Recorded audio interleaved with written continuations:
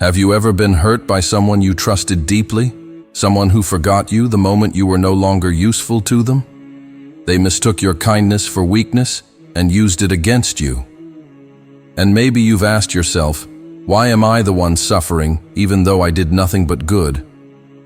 They thought you'd never rise again. But what they didn't know is that Allah saw the tears you cried in secret. And if you can hold on to just one thing, you'll witness something powerful. Without you saying a word, they'll come back to you with just one line. I'm sorry. Part 1. The shift. The best revenge is not what they expect. There comes a moment when you stop seeking closure. And instead you start seeking growth. Not because they deserve your silence, but because you deserve your peace. Let's be real. The best revenge? It's not in words. It's not in proving them wrong with arguments. It's when you rise in silence and let Allah write the story they never saw coming. 1. Stop trying to prove yourself.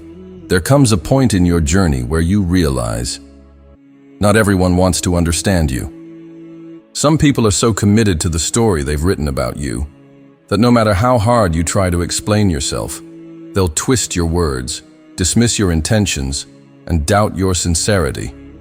And that's where the trap lies. You waste your energy trying to be seen, trying to be good enough in the eyes of people who've already made up their minds about you. But here's the truth. You don't need to explain yourself to those who are committed to misunderstanding you. It's not your job to keep proving your heart to people who don't even care to check its rhythm. The desire to be understood is deeply human. But when that desire becomes desperation, it weakens you. The moment you start needing their approval to feel valuable, you hand over your peace to people who can never hold it gently. Validation that's dependent on others, it will enslave you. One day they'll praise you, the next day they'll discard you, and your worth will swing like a pendulum between their moods. But real freedom begins when you understand. You don't need anyone's permission to know your own worth. You were created by Al-Khaliq, the Creator, designed with purpose, value, and dignity. Their opinion does not define your truth. Their rejection does not erase your worth. Sometimes the hardest lesson in emotional maturity is letting people misunderstand you and doing nothing about it. Let them think what they want. Let them whisper, mock, assume. You're not here to perform. You're not here to prove. You're here to live with integrity, even when it's quiet, even when it's lonely, even when no one is clapping, because your value doesn't increase when they praise you, and it doesn't decrease when they leave you. When you constantly try to prove yourself, you stop living authentically. You become what they want to see, instead of who you were created to be. And here's the cost. You lose yourself in the noise of their expectations. You betray your own soul just to be accepted by those who wouldn't even bleed if you were broken. So remind yourself, you owe no one an explanation for your healing, your growth, your pace, your peace. You owe yourself the truth, to walk in it, to live it, to protect it. Now here's where the shift happens. It's not about reacting in anger. It's about rising in silence. You don't scream to prove you're strong. You grow, you evolve, you heal, and that becomes your answer. They said you'd never make it? Never? Let them watch your discipline. They said you were weak? Let them witness your resilience. They tried to erase your light? Let them feel the heat of your rising. No drama, no shouting, no revenge. And when that day comes, when you're elevated, peaceful, focused, they'll sit quietly in the echo of their own regret, because nothing humbles a heart more than watching the one they counted out win.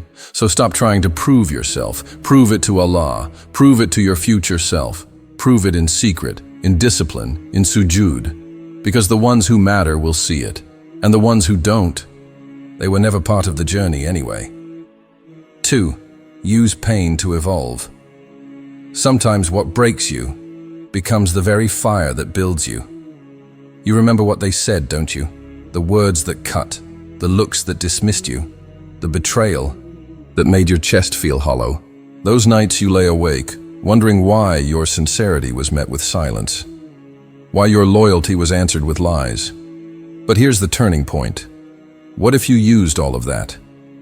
People's words have power, but only the power you give them, so take their insults and turn them into instructions. Take their rejection and use it as redirection. Let the pain sharpen your focus, not blur your vision. You don't need to argue. You don't need revenge. You need discipline. Let their doubt fuel your drive. Let their silence push you to pray harder. Let their absence inspire your independence. You're not weak for being hurt. You're strong for still moving forward. They thought betrayal would break you. But what they didn't know is that you were being rebuilt from the inside out. Your heartbreak became hunger. Your loss became laser focus. Your tears watered the soil where your new self was growing. Start training, start studying, start working, start healing. Every step you take in silence is a roar they'll hear when you rise. You can't control how others treated you, but you can control what you do with it. Start with your body, fuel it. Start with your mind, feed it. Start with your soul, cleanse it. Level up in every area they thought would destroy you. Read that book, take that walk, pray that prayer, apply for that job, hit that goal. Let your revenge be in your refinement. They wanted to destroy you at your weakest, but Allah was using that exact moment to plant something only pain could grow. In the places where you were shattered, Allah planted seeds of wisdom, patience, and strength. They thought it was your ending, but it was just the burial of your old self and the birth of a new one. Remember, every storm you survived became the water for your next level. You didn't just get through it, you grew through it. You didn't just survive the betrayal, you became wiser, more disciplined, more spiritually awake. They still see the old version of you in their memory, but they have no idea who you've become in their absence. You changed, not because of them, but because of Allah. And that kind of change, it doesn't just fix you, it elevates you. Don't announce it, demonstrate it. Let your growth speak. Louder than your pain ever did. Let your silence become the sound of focus. Let your progress be the volume they can't mute. You don't need to show them what you're becoming, because one day they'll see it, and they won't be able to look away. Your scars are not a sign of weakness. They are proof of your survival. They're proof that the pain didn't win.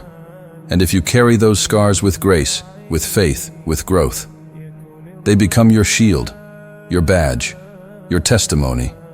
Let the same pain that almost destroyed you be the reason you rise with strength, purpose, and dignity. 3. The divine justice of Allah. There's a kind of silence that isn't empty. It's heavy, sacred, powerful. It's the silence of someone who could have retaliated, but chose sabr, patience, not because they were weak, but because they trusted in something higher than revenge. You didn't stay silent because you had nothing to say. You stayed silent because you trusted Al-Adl, the most just. They thought your quietness was surrender. They thought your patience was powerlessness. But what they never understood was that you weren't letting them win, you were letting Allah respond. There is nothing more terrifying for a wrongdoer than the silence of someone protected by Allah. You didn't scream, you didn't curse, you didn't seek revenge. You went into sujood. You raised your hands and whispered their names in dua, not to curse them, but to release your pain to the one who sees everything. Allah is Al-Adl, the one who is always just. He does not overlook pain. He does not forget tears. He does not delay out of neglect, but out of perfect wisdom. They thought they got away with it, but Allah saw it all. The words they used to wound you, the lies they spread behind your back, the manipulation, the betrayal, the coldness, none of it was hidden from Him. And when you let go of vengeance, you didn't lose justice. You invited divine justice. Inna Allaha ma'a al-sabirin. Inna Allaha ma'a al-sabirin. Indeed, Allah is with those who are patient. Surah Al-Baqarah 2:153. This is not just a verse, this is a promise. When you held back your anger, when you swallowed your pride, when you walked away instead of fighting back, Allah was standing with you. The world may not have clapped for your restraint, but the angels recorded it. And your reward is not in their apology. It's in your endurance. There's something deeply liberating about letting go of revenge. You stop playing their game. You stop needing their punishment to feel whole. Why? Because you know that Allah will give each soul exactly what it deserves. No more, no less, perfectly, justly. When He decides, the ones who wronged you, they will meet what they planted. And you, if you remained patient, will meet something far greater: Allah's mercy, His justice, His reward.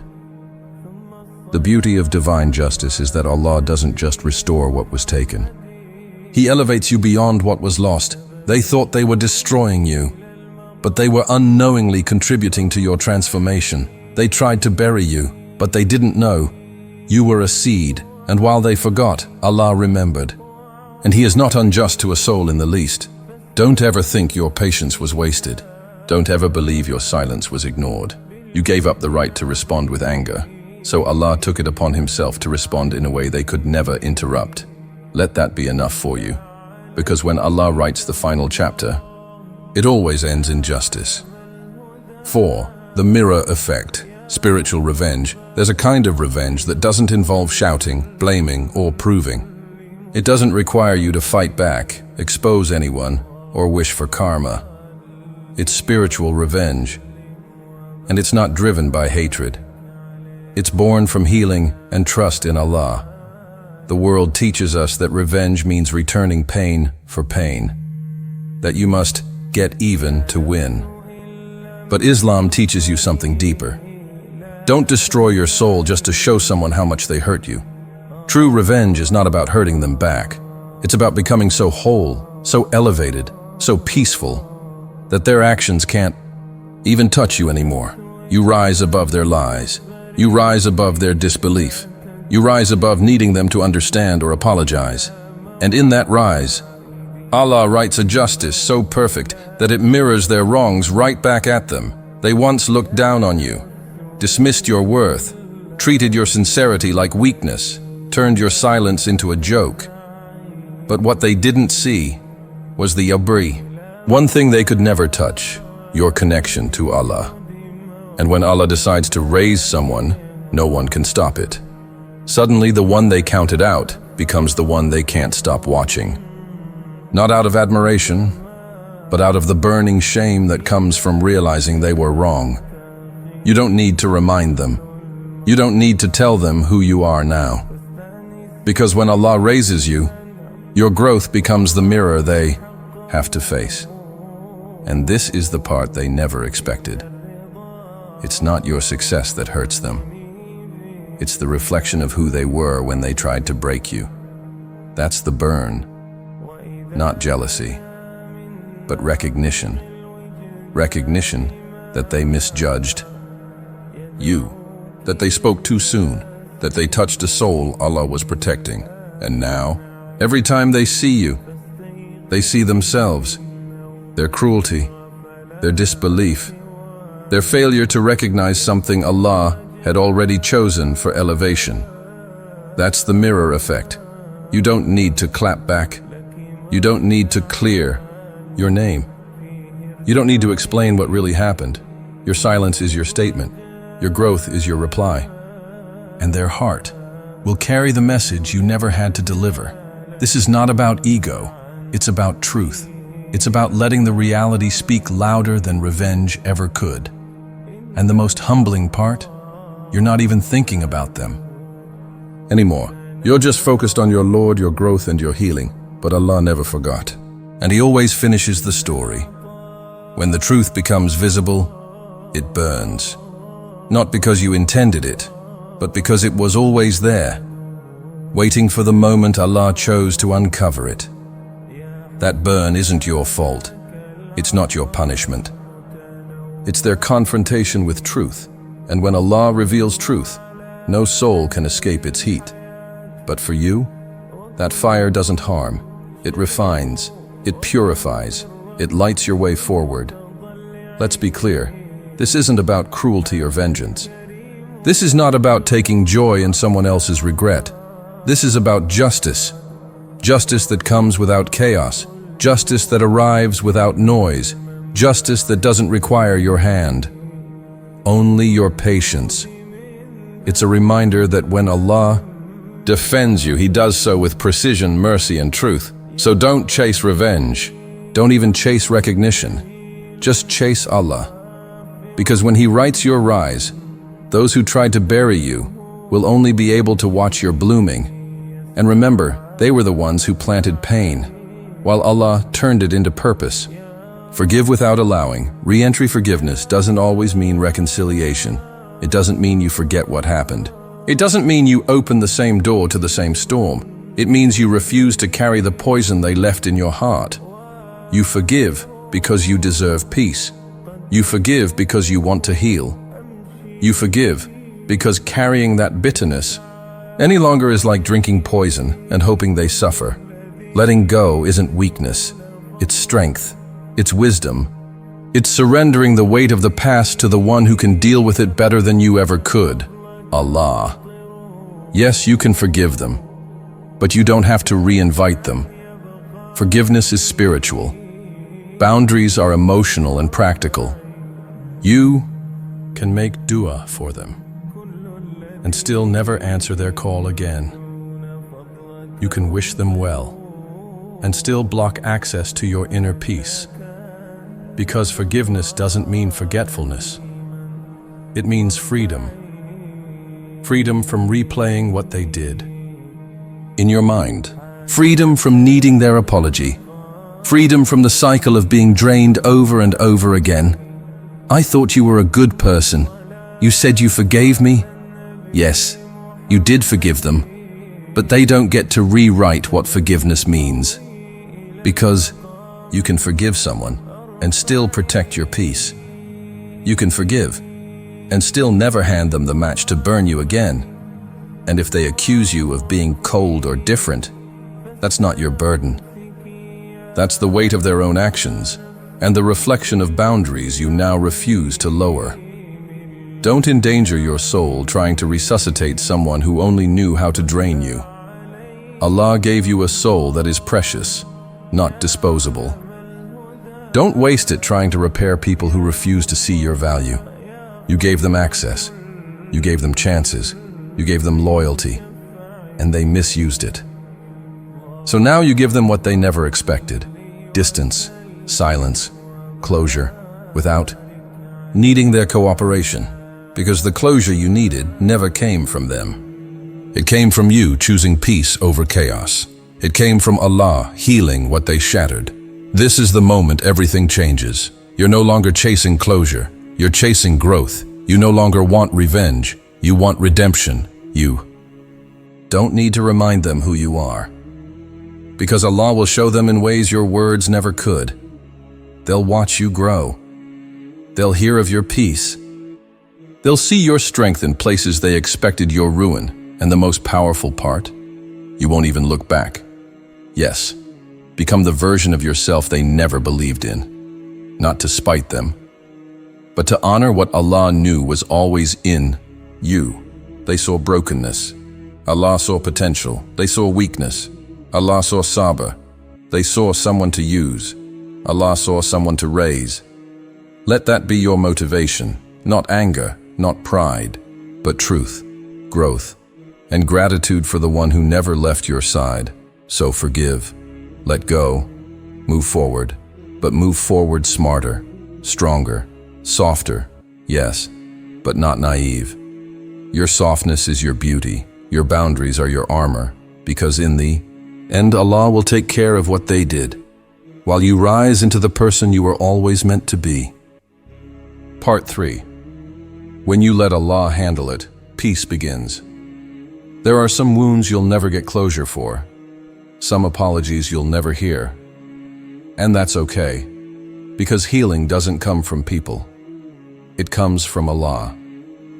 If you place your heartbreak in Allah's hands, He will raise you to a level where even your enemies will have no choice but to admire you, and perhaps even whisper the words, "I'm sorry."